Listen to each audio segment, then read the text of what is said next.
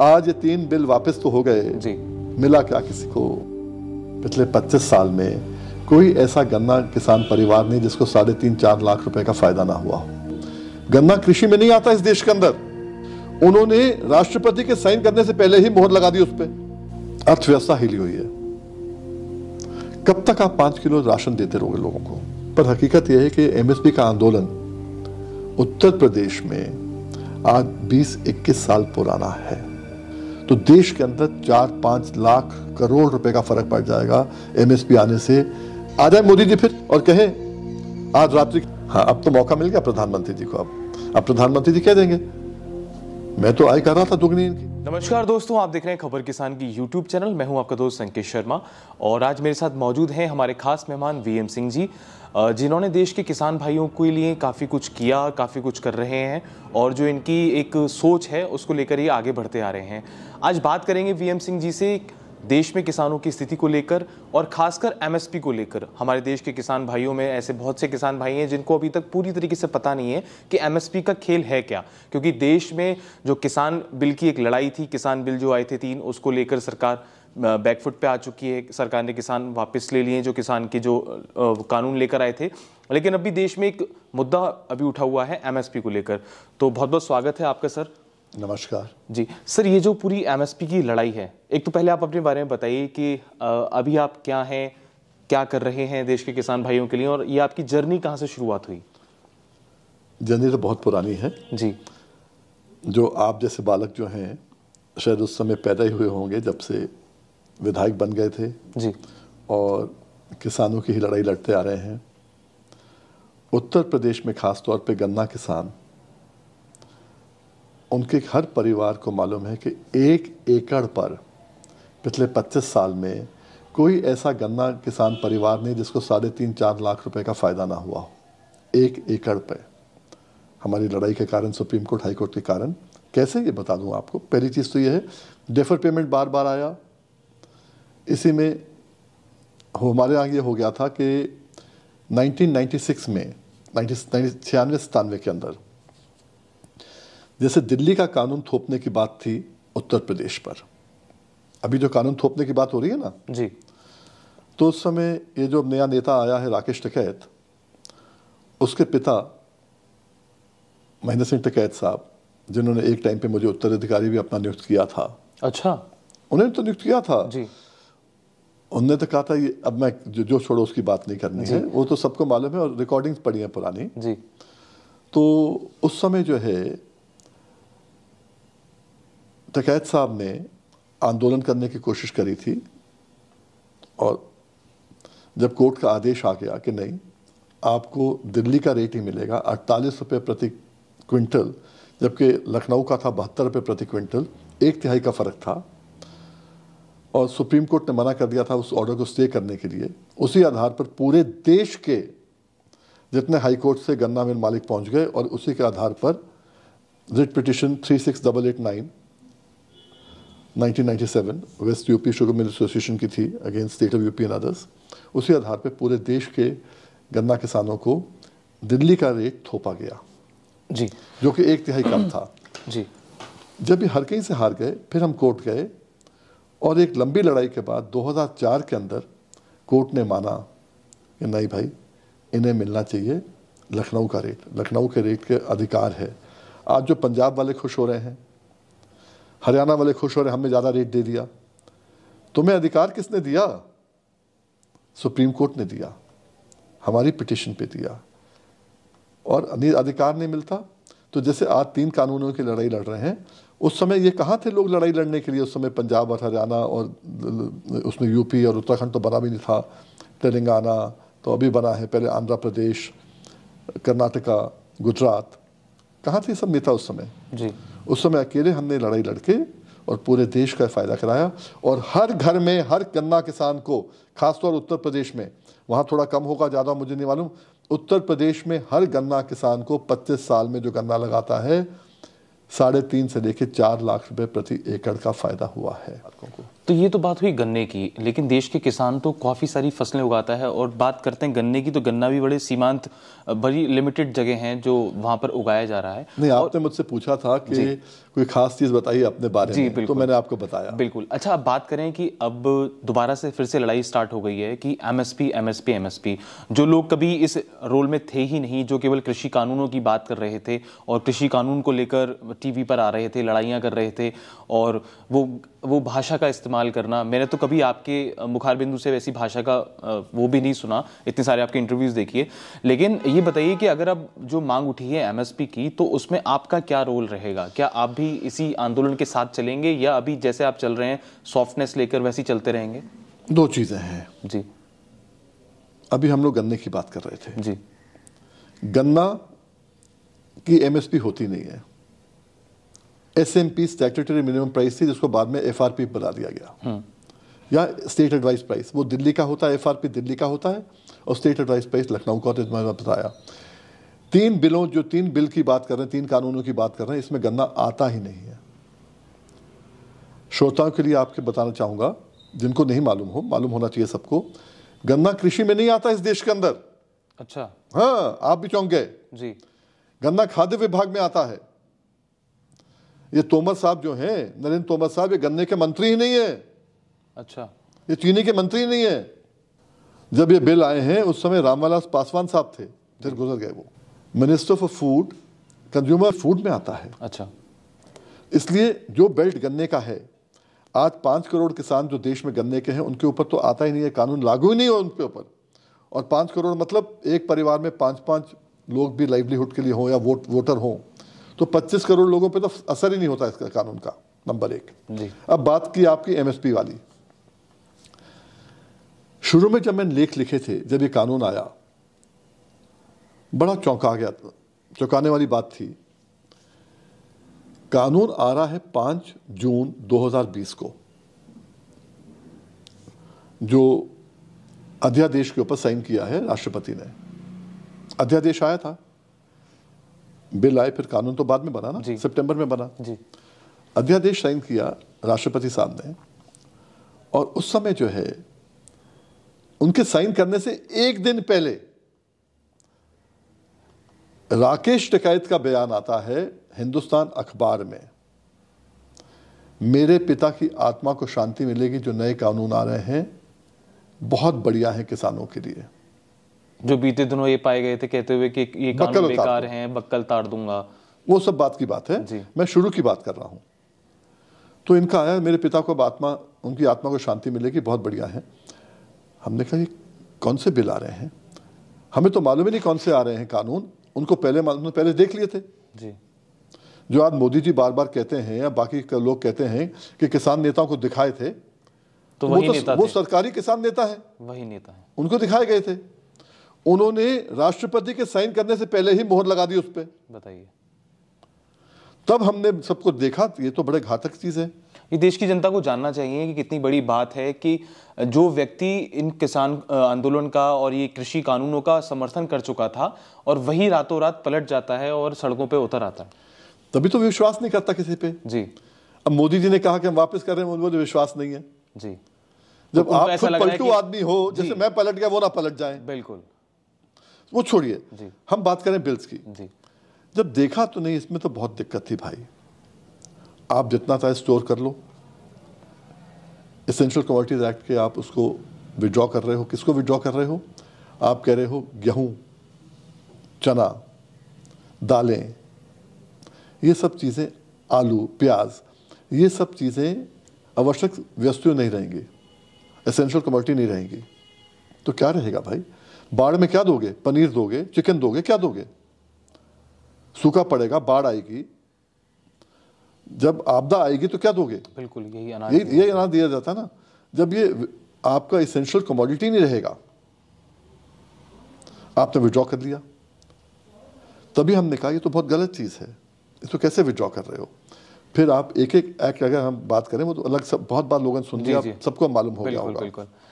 ये जब एक्ट आ गए, इस पे हमने कहा कि नहीं, हमें मिनिमम सपोर्ट प्राइस की गारंटी चाहिए, जो मोदी जी ने 2013-14 में भाषणों में भी कहा था, और उन्होंने C2 + 50% कॉम्प्रिहेंसिव कॉस्ट 50% मुनाफे के साथ देने की बात कही थी अपने बीजेपी मैनिफेस्टो में भी। सभी फसलों पर सभी पे दें या जो उन्हें अभी देनी है उस पे दें? जी देखिए, हर चीज़ पे हम जब इलास्टिक को तोड़ देते हैं जी फिर टूट जाता है, जी, ज़्यादा खींच देते हैं हम लोग। टूट जाता तो मेरा है कि जिस पे देना है दो, शुरुआत तो करो, श्री गणेश तो करो। है। जी बिल्कुल।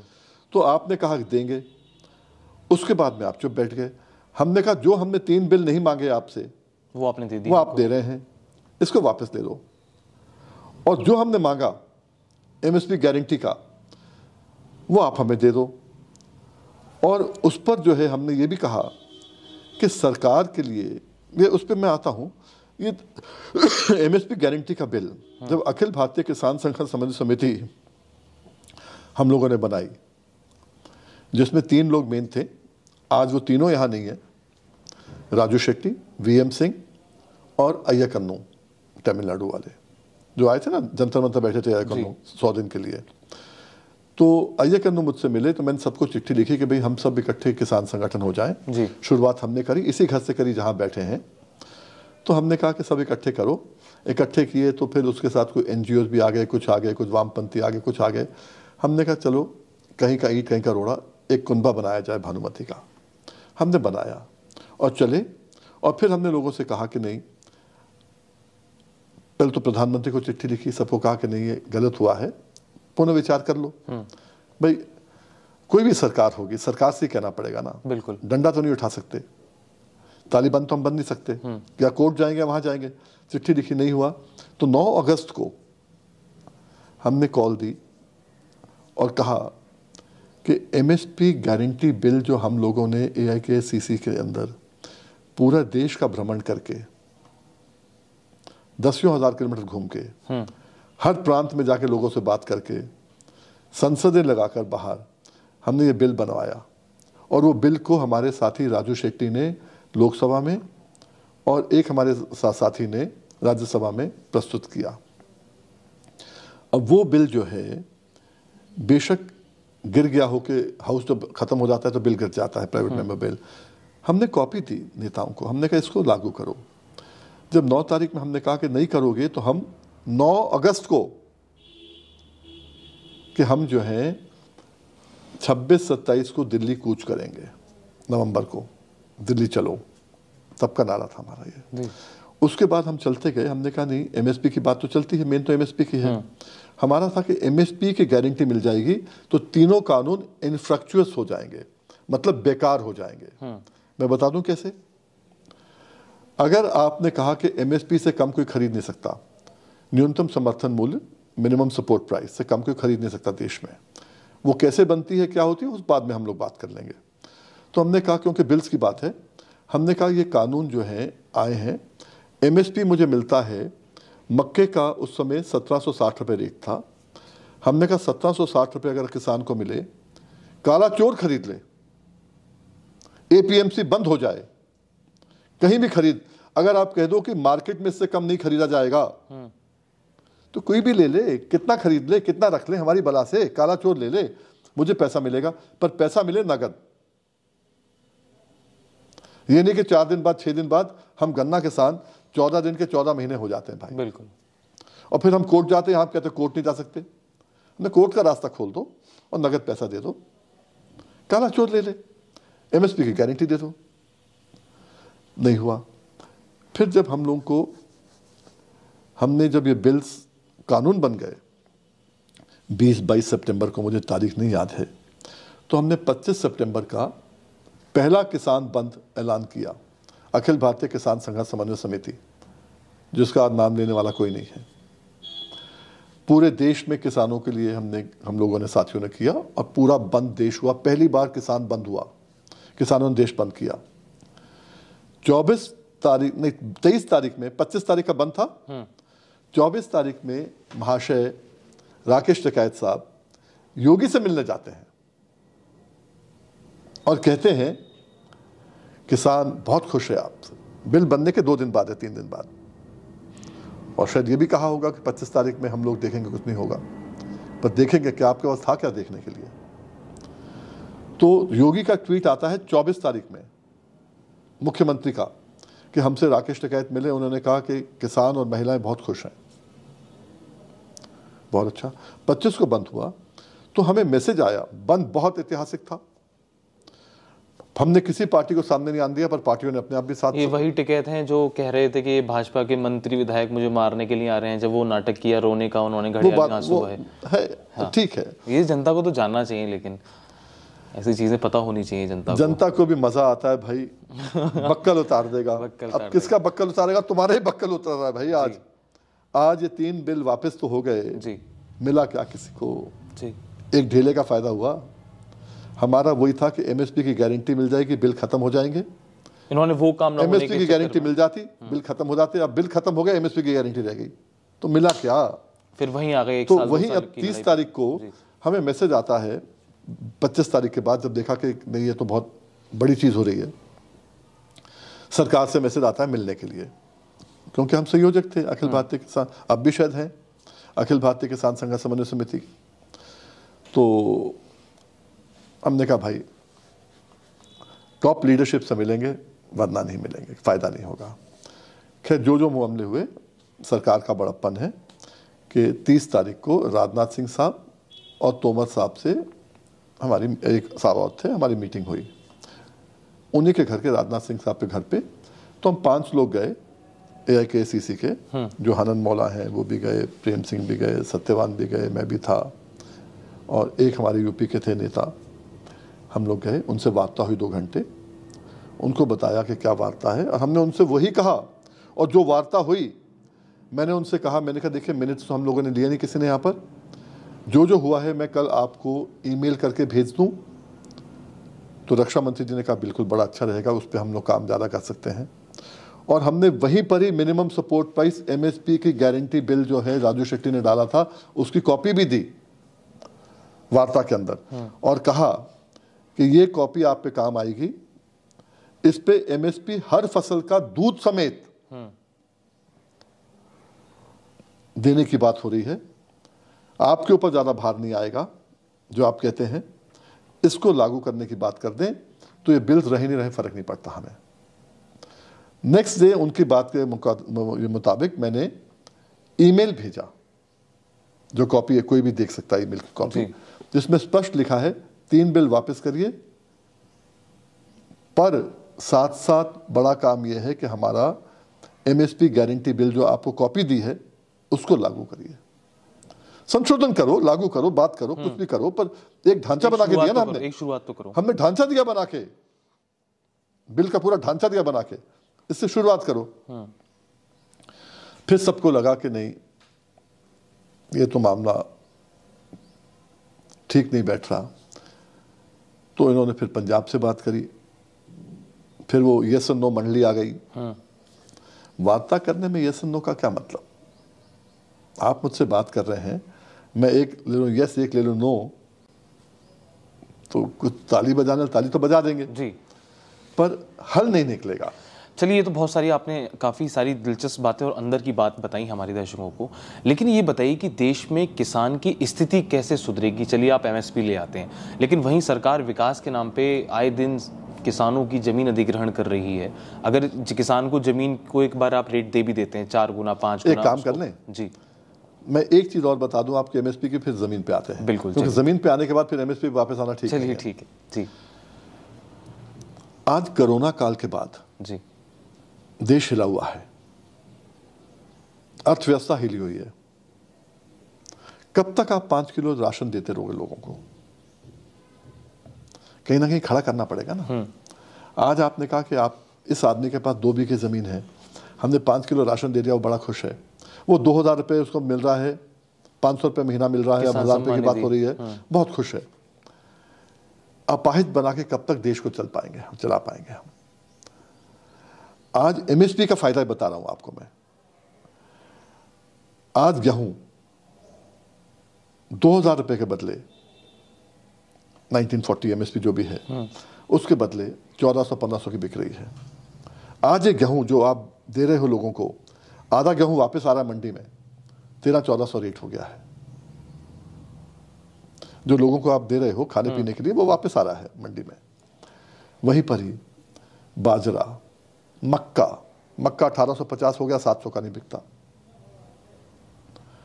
अब आप लगाइए कि मैं कहता हूं कि 400 रुपये 500 रुपये का मार्जिन है। आज धान अभी जो चल रहा है उत्तर प्रदेश में पूरब में चल जाओ तो आज भी 1000-1100 का धान बिक रहा है, जिसकी वैल्यू, जिसकी एमएसपी 1800 के आसपास है। बिहार में और भी कम है। अगर एमएसपी आप देने को तैयार हो जाते हो तो उसके अंदर क्या हो जाता है कि अगर आपको 500 रुपए का भी फर्क पड़ गया 1 क्विंटल पे, 20 क्विंटल भी अगर आपकी उपज होती है, 25-25, 30-30 क्विंटल होती है धान के अंदर, 20 क्विंटल भी अगर होती है तो 10,000 रुपये का फर्क पड़ गया। 10,000 रुपये का अगर फर्क यहाँ पड़ गया और 5,000 का गेहूं में पड़ गया, 15,000 रुपये एकड़ का फर्क पड़ गया एक आदमी को, तो देश के अंदर 4-5 लाख करोड़ रुपए का फर्क पड़ जाएगा एमएसपी आने से किसानों के पास। और किसान एक पैसा भी घर में नहीं रखता, उसको जो पैसा मिलता है पहले ही वो मार्केट में फेंकने की बात करता है। अब ये लूंगा, ये लूंगा, ये पुताई कराऊंगा, ये सफाई कराऊंगा, ये टायर लूंगा, ये अपना हल बनाऊंगा या बखर बनाऊंगा, या मैं अपना जो है इसमें ट्रैक्टर लूंगा, या बच्चों की शादी करूंगा। पैसा मार्केट में आएगा। 4-5 लाख रुपए अगर मार्केट में आ जाएगा तो अर्थव्यवस्था उठ जाएगी मेरे भाई।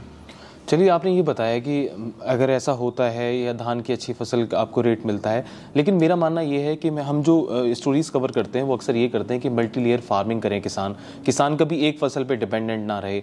अक्सर होता क्या है कि पूरा गांव का गांव धान कर रहा है, पूरा गांव का गांव गेहूं कर रहा है। तो आपको नहीं लगता है कि कहीं ना कहीं ये चीज़ भी कॉस्ट पे फर्क पड़ता है? क्योंकि जब मंडी में आदमी को धान ही धान दिखेगा तो उसको बार्गेन करना, नेगोशिएट करने में बड़ी आसानी रहेगी। लेकिन अगर किसान मल्टी लेयर फार्मिंग करे आज की डेट में, जैसे कि हमारे देश के प्रधानमंत्री भी कह रहे हैं कि प्रोग्रेसिव फार्मर बने, खुद उसको प्रोसेसिंग यूनिट लगाए, सरकार को इस चीज़ पे ध्यान नहीं देना चाहिए कि वो किसान को जागरूक करे कि आप टोटली रिस्क फैक्टर वाली फसल ना लगाएं, जिससे कि आपकी जो फसल है आपको सही रेट ना मिले? आपका क्या मानना है इस पर? पहले तो एक काम करिए, मुझे नहीं मालूम आपकी रीच कितनी है जी, ये रीच प्रधानमंत्री तक जी, नरेंद्र तोमर तक जरूर बढ़ाइए जी। पहले तो उनको समझ में आनी चाहिए ये बात जो आप कर रहे हो जी, कि आज किसान जो क्यों करता है एक ही फसल के पीछे। आपने देखा है जब एक फसल का अच्छा रेट मिल जाता, मक्के का रेट 3 साल पहले 2-2.5 हज़ार रुपये चला गया था क्विंटल का, जी, सबने मक्का बो दिया। वही चीज हिट्स से। मैं वही कह रहा हूं ना जी। वो मॉनिटर कहां से होगा? वो मॉनिटर गवर्नमेंट से होगा, ब्लॉक डिपार्टमेंट से होगा। तो जो आपने बात करी किसानों की, और आपने बताया कि 20 साल पहले के जो मुद्दे थे वो भटक रहे हैं कहीं ना कहीं, तो उसके बारे में आपका क्या मामला है? क्या कहना है कि जो 20 साल पुराना आंदोलन था आज वो कहाँ खड़ा है? देखिए, जैसे मैं कहना चाहूँगा कि ये एमएसपी का आंदोलन कन्वर्ट हो गया है। जी। कुछ लोग पहले कहते थे, जब मैंने शुरू में कहा था एमएसपी के बारे में, कहता था वीएम सिंह एमएसपी की बात करता है तो वीएम सिंह से अलग का हो जाओ, अलग हटा दो उसको। अब शुक्र है कि सब आदमी को समझ में आ रही है, देर आए दुरुस्त आए। अब हर आदमी एमएसपी की बात कर रहा है, कोई ऐसा नेता नहीं है देश में जो एमएसपी की बात नहीं कर रहा। वो उनको मालूम हो या नहीं मालूम हो, उनको लगता है कि हमने चालू किया बात करना, पर हकीकत यह है कि एमएसपी का आंदोलन उत्तर प्रदेश में आज 20-21 साल पुराना है। 21 साल 1 महीना कुछ पुराना है। ये एमएसपी के आंदोलन में क्या हुआ था कि 20 अक्टूबर को पीलीभीत से आंदोलन चालू हुआ था, जिसमें जितनी ट्रेनें थी पूरे एरिया की, जितनी बसें थीं, जितने रोड थे, सब ऐसे ब्लॉक हो गए थे कि परिंदा नहीं निकल पाता था। उसमें 510 रुपये शायद रेट था उस ज़माने में, जो भी रेट था मुझे भी याद नहीं है। किसानों को 40% कम मिल रहा था। एक सरकार चली गई, राम प्रकाश गुप्ता जी। आंदोलन के दौरान लालजी टंडन साहब को दिल्ली बुलवाया गया और उसके बाद में सेटल हुआ कि राजनाथ सिंह अगले मुख्यमंत्री होंगे। राम प्रकाश गुप्ता जी को हटाना पड़ा और 25 तारीख को राजनाथ सिंह जी आए। 26 को उन्होंने भेजा, लोगों को वार्ता हुई। उनने कहा जो वीएम सिंह कह रहे हैं बिल्कुल सही है, खरीद होनी चाहिए। एमएसपी की खरीद चालू हुई। 27 तारीख को आंदोलन ख़त्म हुआ। कुछ दिन बाद, 3-4 दिन बाद ही फिर इन्होंने वापस खींच लिया अपने सब आदेशों को। हम हाई कोर्ट गए, सुप्रीम कोर्ट गए, और आज जितने भी कांटे लग रहे हैं हाई कोर्ट सुप्रीम कोर्ट की बदौलत लग रहे हैं। फिर जियोज आए, आदेश के तहत जियो हुए। प्रथम आवक प्रथम जावक पर भी खरीद थी नहीं, रास्ता कैसे बनेगा? जितने मॉइस्चर मीटर हैं, मॉइस्चर मीटर लेके देने पड़े। वो पूरी की पूरी प्रक्रिया चालू हुई। एक सिस्टम बनाया गया, एक सिस्टम बना, और उसमें भी क्या हो गया, फिर ये नेता घुस गए कुछ दलाली करने के लिए लोकल लेवल कर। बड़ी मुश्किल हो गई है, ये बहुत पुराना चीज़ है। और आज इसको जो है ठीक करने के लिए फिर से एक ऑर्गेनाइज तरीके से होना चाहिए। तभी हमने कहा कि अगर एमएसपी की गारंटी मिल जाती है जी। आज तो उत्तर प्रदेश में 20 साल से हाई कोर्ट सुप्रीम कोर्ट ने भी वापस भेजा केस हाई कोर्ट को कि नहीं इसको करना है। 20 साल से हाई कोर्ट कर रहा है, पर क्या कर रहा है, सरकार को कह रहा है खरीदने के लिए। हमें अब क्या चाहिए, कोई भी खरीदे देश के अंदर, कोई भी खरीदे, एमएसपी से कम नहीं खरीदेगा, ट्रेडर हो कोई हो। क्योंकि ये बात सही है, जब हमारी वार्ता थी राजनाथ सिंह जी से और तोमर जी से, उन्होंने कहा हमारे पास तो 15-16 लाख करोड़ नहीं है कि हम खरीद पाए। कैसे खरीदेंगे जब पूरा बजट ही आपका 21 लाख करोड़ का 20 लाख करोड़ का है, तो 15-16 लाख करोड़ कैसे खरीद लोगे आप ये, और कहाँ रखोगे। पर जो भी लेता है, प्राइवेट ट्रेडर है, कोई भी है, देश में इससे कम की कोई सेल परचेज नहीं होगी जी। ये कहा जाए। मोदी जी ने कहा था ना 8 नवंबर 2016, आज रात्रि 12 बजे के बाद 1000 रुपये और 500 रुपये लीगल करेंसी नहीं रहेगी, लीगल टेंडर नहीं रहेगा। आ जाए मोदी जी, फिर 8 बजे मत आए, 8 बजे लोग सुनते नहीं है क्योंकि उनको डर लगता है, पर आगे पीछे आ जाए जी। और कहें आज रात्रि के बाद एमएसपी की खरीद देश के अंदर एमएसपी से कम कोई करेगा तो जेल जाएगा, क्रिमिनल एक्ट होगा, खत्म। कानून बनाते रहे, उसके बाद में ऑर्डिनेंस लाते रहे, उसके बाद में किसान अपने घर लौट जाएगा। घर लौटने की बात नहीं है जी। मेरा घर लौटना या नहीं है। कुछ तो ऐसे लोग होंगे जो कहेंगे पट्टा यहीं दे दो, हम बिल्डिंग बना लें यहाँ पर, उनकी बात नहीं है। मेरे से अगर आप बात कर रहे हो तो देश की बात कर रहे हो, हर किसान की बात कर रहे हो, हर वो लड़के की, बालक की बात कर रहे हो जिसको नौकरी नहीं मिली है, जिसकी नौकरी नोटबंदी में चले गई है, जीएसटी में चले गई है, कोरोना में चले गई है, उसको जीविका नहीं है, आज उसकी जीविका की बात कर रहे हैं। आज खेती उसको रेट मिल जाएगा ठीक, तो जीविका मिल जाएगी, आप उसकी बात कर रहे हैं आज जी। हम उनकी बात नहीं कर रहे जो बैठे हैं या नहीं बैठे, उनसे फर्क नहीं पड़ता जी। आज फर्क पड़ता है कि पूरा आंदोलन एमएसपी गारंटी पे शुरुआत हुई थी, वो तो मुद्दा ही चला गया था। मुद्दा क्या हो गया, होड़ लग गई कि नेता कौन बनेगा, बड़ा नेता कौन है भाई, सरकार इसको कर रही है, सरकार उसको कर रही है, कौन किसको कर रहा है। आज आपने बड़े आसान से कह दिया 2 करोड़ लोगों को हम जीविका दे देंगे, दे पाओगे क्या कभी, पॉसिबल है क्या। आपने कह दिया 2 गुना हम जो हैं आपकी आय कर देंगे 22 तक, 1 महीने में 22 आ रहा है। हाँ, अब तो मौका मिल गया प्रधानमंत्री जी को। अब प्रधानमंत्री जी कह देंगे मैं तो आय कर रहा था दुगनी इनकी, मैं 3 कानून लेके आया, 1 साल समझाया, वापस नहीं समझ पाए, अब मैं कैसे करूं आय दुगनी, मैं तो कर रहा था, इन्होंने ही मना कर दिया बीच में। तो ये सब बातें, तो एफपीओ बनाने की बात करते हैं, तो एफपीओ से कुछ आय बढ़ेगी, आपको क्या लगता है, किसान समूह बनाने से कुछ होगा। देखिए यहाँ तो घर घर में लड़ाई है, अगर एक मेड़ काट लेता है किसान किसी के, आपस में लड़ने लग जाते हैं, तो लेकिन जब किसान समूह बनेंगे तो क्या होगा। हकीकत बहुत परे होती है जी। कुछ एफपीओ बने भी होंगे, अच्छा काम भी कर रहे होंगे, उनको शोकेस भी किया जाएगा कि देखो इसने इतना बना लिया, इसने इतना बना लिया। पर हकीकत यह है, जैसे अंग्रेजी में कहते हैं proof of the pudding lies in the eating, आखिरी में आखिरी आदमी को क्या मिल रहा है। गांव के अंदर जो मजदूर है उसको कुछ मिल रहा है नहीं मिल रहा है, किसान को मिल रहा नहीं मिल रहा। आज किसान मजदूर तो एक है, जिस आदमी के पास 3 बीघे 4 बीघे धरती है, अपनी जोत बोने के बाद वो मजदूरी करता है, अगर मजदूरी ना करे तो 12 महीने खा नहीं सकता वो, और खा रहा है इसलिए खा रहा है वो क्योंकि उसको 2000 रुपया मिल रहे हैं 4 महीने के। बिल्कुल। तो पर ये कब तक चलेगा, कब तक चलेगा। जहां आपने दूध की एमएसपी दे दी, आज मालूम है गाय का दूध, हम तो कहते हैं ना ये गौ माता का देश है, गौ को मां कहते हैं, और गाय का दूध देहात के अंदर पानी की बोतल से सस्ता बिकता है। अगर आपने कैप कर दिया, क्वालिटी लीजिए, हर चीज में क्वालिटी होनी चाहिए, क्वालिटी पे कॉम्प्रोमाइज मत करिए, पर कैप करिए साथ साथ। अगर आपने उसको एमएसपी दे दिया, एक आदमी के पास 4 डांगर अगर हैं, 4 पशु अगर हैं, एक भी अगर उसका सूख जाता है या ज्ञापन हो जाता है, तो उसके बाद 3 में से 2 दूध देते रहते हैं, एक साइकिल चलते रहता है। और फिर जब एक सूख जाता है, उसको बेच के पैसा कुछ और डालकर और वो नया लेके आता है और साइकिल चलाता है। आज गांव के अंदर 50, 60, 70% लोग दूध के ऊपर निर्भर हैं, खाने के ऊपर। ये सब चीज़ें सोचनी चाहिए, पर नहीं सोचते हम लोग, क्योंकि हम लोग की जो है डायरेक्शन अलग है। कोई बक्कल उतार रहा है, कोई बेवकूफ़ बना रहा है, कोई खुद बन रहा है, कोई दूसरों को बनाने के अंदर जिंदगी खराब कर रहा है। से भटकाने की राजनीति चल रही है। मेन इशू से हम लोग बाहर निकल जाते हैं। अच्छा, देश के युवाओं को क्या संदेश देना चाहेंगे? जो देश का युवा अपने गांव से पलायन कर चुका है और चंद पैसे की नौकरी करने के लिए वो प्राइवेट नौकरी कर रहा है या किसी कंपनी में काम कर रहा है, तो क्या अब वो समय आ गया है कि वो अपने गांव लौटे और कुछ अपने कृषि सेक्टर के स्टार्टअप शुरू करे, कुछ प्रोसेसिंग प्लांट लगाए? तो उन युवाओं को क्या संदेश देना चाहिए? देखिए, संदेश के अलावा मैंने सोचा था युवा के लिए कुछ करूंगा। आपने देखे होंगे मेरे पहले इंटरव्यूज कि 2022 में अपनी सरकार बनाएगी किसान। हमारा था उत्तर प्रदेश में अपनी सरकार बनाएंगे। इतना कुछ करके दिखा दिया 25 साल में लोगों को।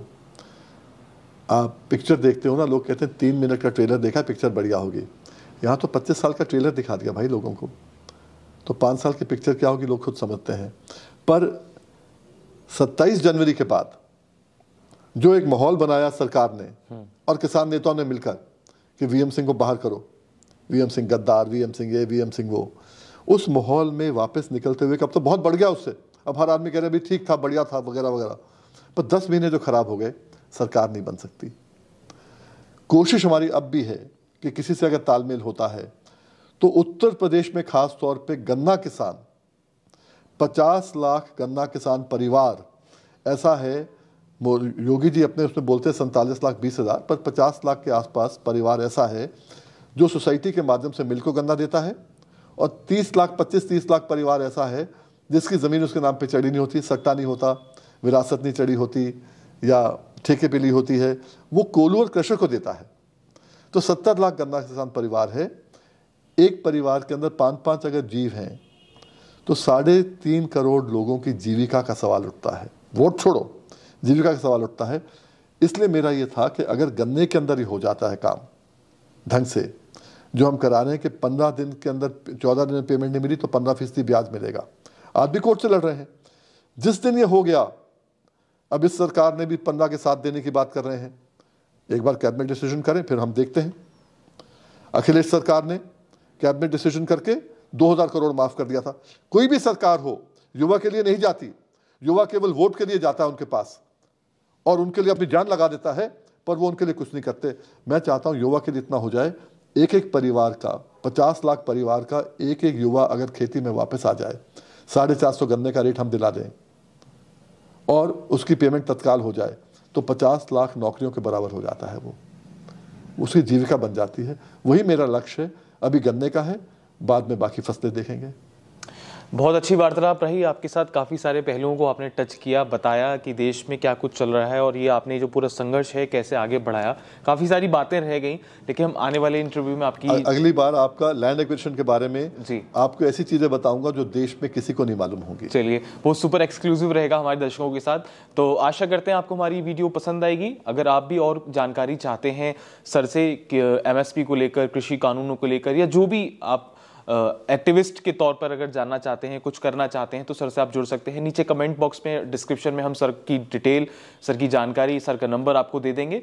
तो बने रहिए हमारे साथ, देखते रहिए खबर किसान की YouTube चैनल। आप देख रहे थे अंकित शर्मा को। धन्यवाद, बहुत बहुत धन्यवाद।